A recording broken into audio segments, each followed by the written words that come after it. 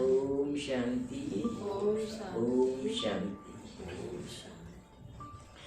आज का मुरली का हेडिंग है स्वयं का परिवर्तन ही विश्व परिवर्तन का आधार। यानी हम बदलेंगे जग बदलेगा, हम सुधरेंगे जग सुधरेगा। इसी के ऊपर आज बाबा ने महावाक्य उच्चारे हैं कि अपने आप का परिवर्तन करेंगे तो तारीख इस ऊपर आज नहीं लिखिए। स्वयं का परिवर्तन ही विश्व परिवर्तन का आधार। स्वयं के परिवर्तन से विश्व को परिवर्तन करने की युक्ति बताते हुए अव्यक्त बाप दादा बोले। बाप दादा अपनी फुलवाड़ी को देख भी रहे हैं और सदा देखते भी रहते हैं। अमृत वेले से लेकर फुलवाड़ी को देखते हैं।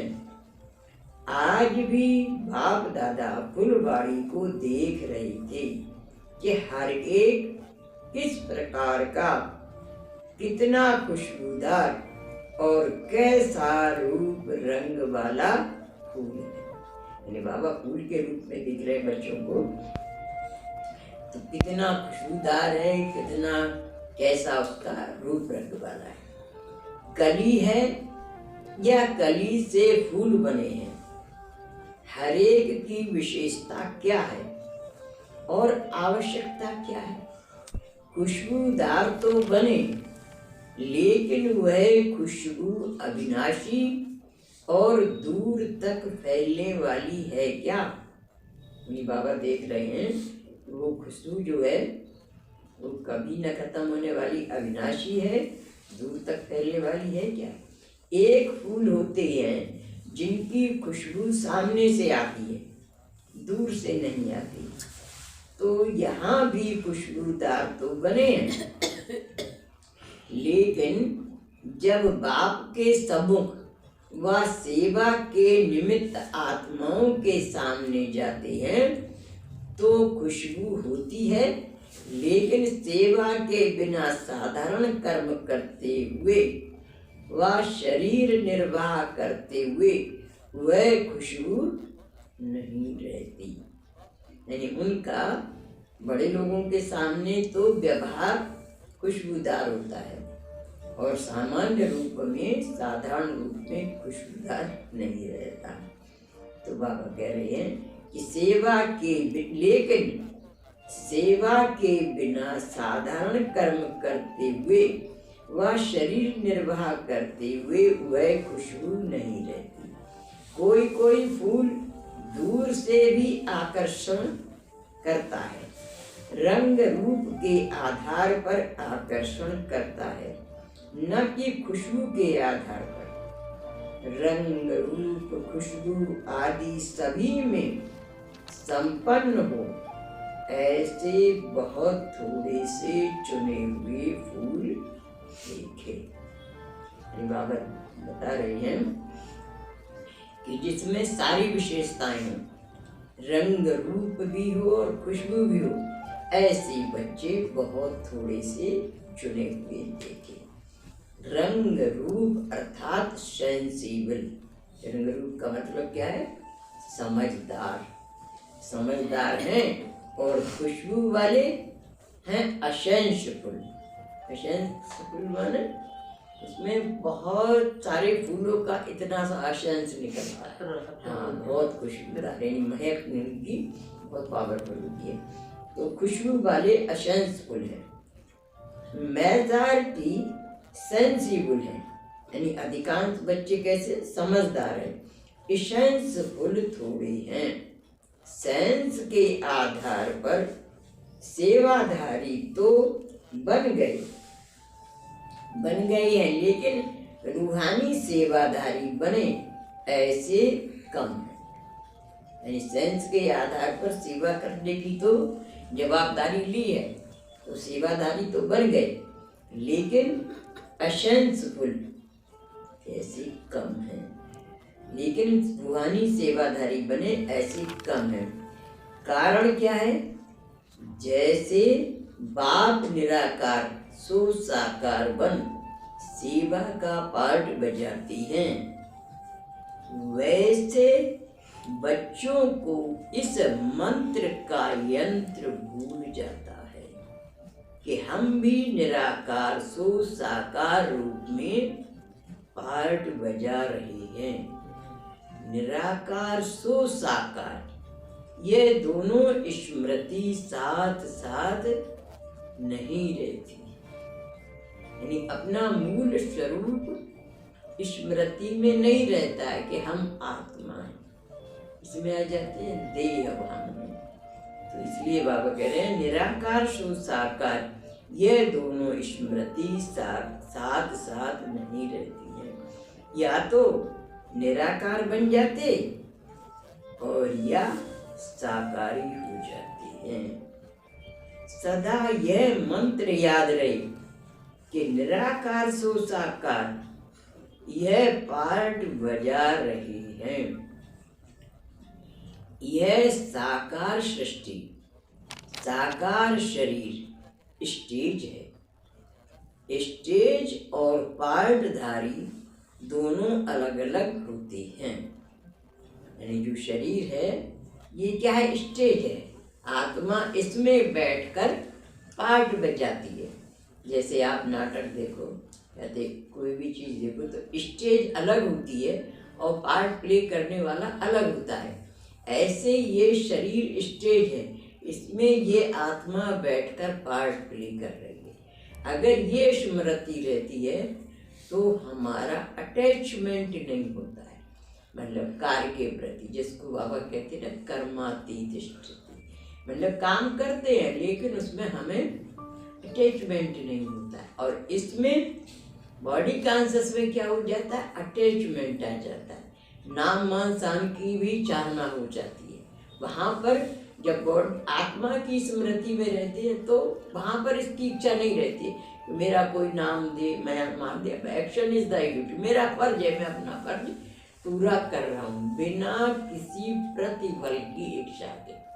और बॉडी कॉन्शियस से करते हैं तो जरूर प्रतिफल की भावना आ जाती है, कोई अच्छा कहेगा कोई बुरा कहेगा, फिर उससे रिफ्लेक्ट हो जाते हैं। किसी ने तारीफ कर दी तो खुश, और किसी ने दो शब्द कह दिए तो स्थिति डाउन हो गई। तो इसलिए अप एंड डाउन होते रहते हैं वो। लेकिन जो परमात्मा है उनको कभी भूलता है क्या कि मैं आया हूँ वाणी चलाने के लिए, ये स्मृति में हर समय रहती है। ऐसे ही हम बच्चों को भी चाहते हैं बाबा हर समय स्मृति में रहे कि मैं हूँ तो मूल रूप में आत्मा इस शरीर में बैठकर पार्ट प्ले कर रही हूँ। तो बाबा कहते हैं कि स्टेज और पार्टधारी दोनों अलग अलग होती हैं। पार्टधारी स्वयं को कब स्टेज नहीं समझेंगे। स्टेज आधार है, पार्टधारी आधार मूर्त है। यानी जो पार्ट प्ले कर रहा है वो आधार मूर्त है, मालिक है। इस शरीर को स्टेज समझने से स्वयं को पार्टधारी स्वतः ही अनुभव करेंगे। अगर हर समय ये ध्यान रहे कि ये शरीर स्टेज है और मैं आत्मा इसमें बैठकर पार्ट प्ले कर रही हूँ, तो स्वतः ही अनुभव करेंगे शरीर अलग और आत्मा अलग। तो कारण क्या हुआ, स्वयं को न्यारा करना नहीं आता है। सदैव ये समझ कर चलो कि मैं विदेशी हूँ। क्या समझो कि मैं विदेशी हूँ, पराये देश और पुराने शरीर में विश्व कल्याण का पार्ट बजाने के लिए आया हुआ हूँ। जैसे परमात्मा आते हैं ना बाबा, ऐसे ही हम बच्चों से भी चाहते हैं कि मैं विदेशी हूँ, मेरा असली घर कहाँ है, परम धाम। मैं पराये देश इस धरती पर पुराने शरीर इस चोले में बैठकर विश्व कल्याण का पार्ट बजाने के लिए आया हुआ हूँ। तो पहला पार्ट कमजोर होने के कारण सेंसिबल बने हैं, लेकिन एसेंस कम। यानी ये बात भूल जाते हैं ना, बॉडी का अंश आ जाता है तो वो खुशबू नहीं आ पाती है। अगर ये रहे हमेशा कि मैं आत्मा हूँ और इस शरीर में बैठकर पार्ट प्ले कर रही हूँ, तो वो उसकी खुशबू जाएगी वाइब्रेशन में। मतलब लोगों को लगेगा कि इन काम कर दिया, इससे मतलब नहीं है, अच्छा कहो बुरा कहो, कोई फेम करे डिफेम करे, इससे उनके ऊपर असर नहीं आता है। इसलिए बाबा कहते हैं कि ये हमेशा स्मृति में रखो, क्या कि मैं विदेशी हूँ, मेरा असली घर परम धाम है, मैं यहाँ पर इस धरती पर और इस चोले में पार्ट, विश्व कल्याण का पार्ट बजाने के लिए आई हूँ। पराए देश और पुराने शरीर में विश्व कल्याण का पार्ट बजाने के लिए आया हुआ। तो पहला पार्ट कमजोर होने के कारण सेंसिबल बने हैं, यानी समझदार तो बने हैं, लेकिन एसेंस कम है, यानी खुशबू कम है। रूप रंग है, लेकिन खुशबू अविनाशी और फैलने वाली नहीं है। इसलिए अभी फिर से बाप दादा को पहला पाठ रिपीट करना पड़ता है।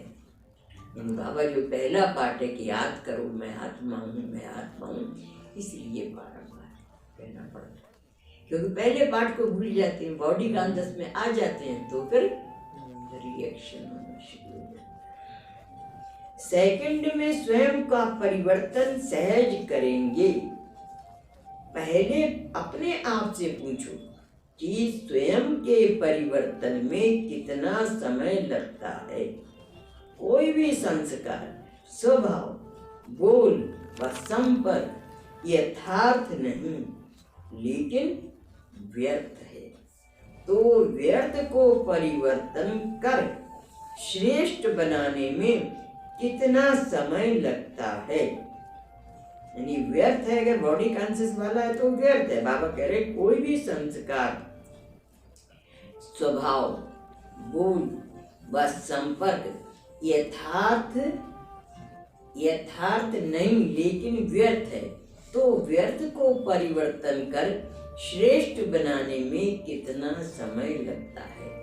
सूक्ष्म संकल्पों को, संस्कारों को भी सोचा और किया, चेक किया और चेंज किया, ऐसी तेज स्पीड की मशीनरी है क्या। पापा कह रहे हैं जो अंदर संकल्प आते ना, सूक्ष्म संकल्पों को और जो संस्कार हैं को जो सोचा और किया, चेक किया और चेंज किया। यानी अगर आपके अंदर बॉडी कॉन्शियस आया तो फौरन चेंज करो, उसको रिप्लेस करो। तो रिप्लेस करेंगे तो ऐसी तेज स्पीड की मशीनरी है क्या। वर्तमान समय ऐसे स्वयं की परिवर्तन को की मशीनरी फास्ट स्पीड की चाहिए, तब ही विश्व परिवर्तन की मशीन तेज होगी। अभी स्थापना के निमित्त बनी हुई आत्माओं के सोचने और करने में अंतर है, क्योंकि पुराने भक्ति के संस्कार समय प्रति समय इमर्ज हो जाते हैं। भक्ति में भी सोचना और कहना बहुत होता है, ये करेंगे, ये करेंगे, ये कहना बहुत होता है, लेकिन करना कम होता है। कहते हैं बलिहार जाएंगी, लेकिन करते कुछ भी नहीं। कहते हैं तेरा मानते हैं, मेरा अर्थात अपना, वैसे यहाँ भी सोचते बहुत हैं। रूह रूहान के समय वायदे बहुत करते हैं, आज से बदल कर दिखाएंगे। आज ये छोड़कर जा रहे हैं, आज ये संकल्प करते हैं, लेकिन कहने और करने में अंतर है, सोचने और करने में अंतर है। ऐसे विनाश के निमित्त बनी हुई आत्माएं सोचती हैं लेकिन कर नहीं पाती हैं। तो अब बाप समान बनने के पहले इस एक बात में समान बनो। अर्थात स्वयं के परिवर्तन करने की मशीनरी तेज करो। इस अंतर को मिटाने का मंत्र व यंत्र सुनाया कि साकार सो निराकार में पार्ट बजाने वाले हैं। यानी हम साकार में निराकारी आत्मा का पार्ट बजाने